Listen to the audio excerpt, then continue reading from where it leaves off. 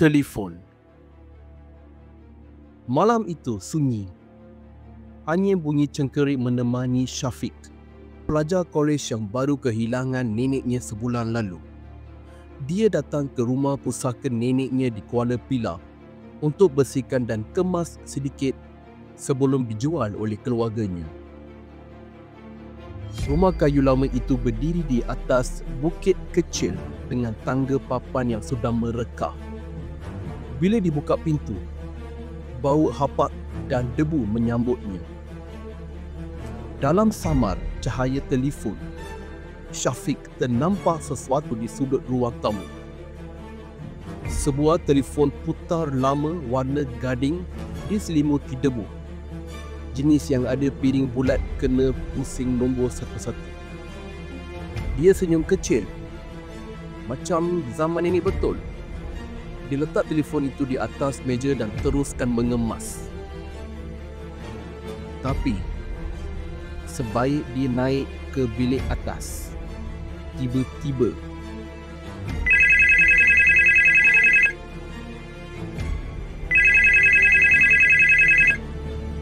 dari telefon itu berbunyi.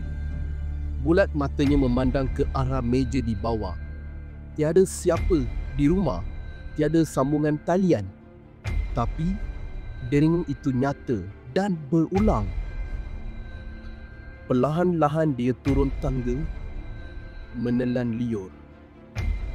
Setiap langkah disertai gemar kayu berkeriut. Dia capai gagang telefon itu. Hello, suaranya serak. Tiada balasan. Hanya bunyi degung, seperti statik radio lama. Kemudian, suara perlahan muncul. Serak tapi dikenalinya fake. Dia kaku. Itu suara neneknya. Nenek, kenapa lama sangat teratang fake? Syafiq cuba ketawa kecil, tapi suaranya getar. Ni siapa main-main ni? Tiada jawapan. Kemudian suara itu sambung. Lebih perlahan, lebih dekat. Jangan letak gagang itu fake. Dengar cakap nenek. Dia tak tahu kenapa, tapi tangan dia beku.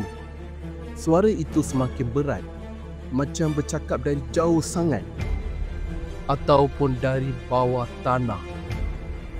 Balikkan telefon ini ke tempat asalnya sebelum aku datang ambil sendiri. Deringan tiba-tiba berhenti. Sunyi. Dia letak gagang perlahan dan terus campak telefon itu ke lantai.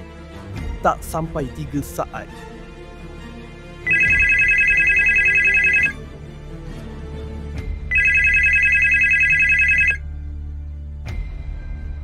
Telefon itu masih berdering walaupun wayarnya terputus. Dia terundur lalu lari ke pintu. Tapi pintu utama terkunci dari luar. Tingkap pun tiba-tiba tertutup rapat, macam ada angin tolak. Rumah itu bergetar halus dan dari telefon yang masih di lantai, terdengar bisikan-bisikan lain. Dengar, jangan lari Fik. Dia dah tunggu dari dulu. Buka pintu untuk kami. Dia menjerit cuba menendang pintu, tapi pintu tak berganjak. Lampu berkelip. Bayangan hitam muncul di cermin almari. Tubuh seorang wanita tua bongkok. Matanya gelap. Senyumannya mereka panjang.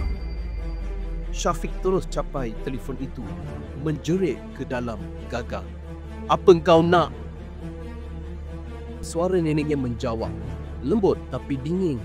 Dulu nenek jawab dia ingat tak hari ini juga. Sekarang giliran kau. Tiba-tiba gagang itu melekat di telinganya. Tak boleh lepas.